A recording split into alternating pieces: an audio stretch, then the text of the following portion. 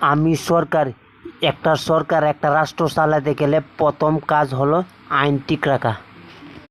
1 টাকা থেকে শুরু করে 1000 টাকা চুরি করলে একটা আঙ্গুল কেটে দেওয়ার উচিত।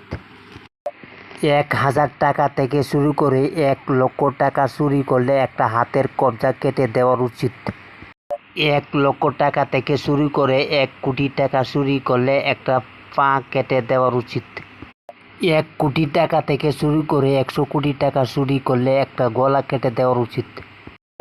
কোনো সরকার এই আইন চালু করবে না। একটা আঙ্গুল, একটা হাতের কবজা, একটা পা, একটা গলা কাটা পড়তে পারে আমাদেরও। এ দেশ পুরোপুরিভাবে কন্ট্রোল করতে হলে এই আইন চালু করতে হবে। ভিডিওটা ভালো হলে লাইক, কমেন্ট, শেয়ার করে দুনিয়ার মানুষের কাছে পৌঁছায় দিবেন এ দেশের মানুষের জন্য।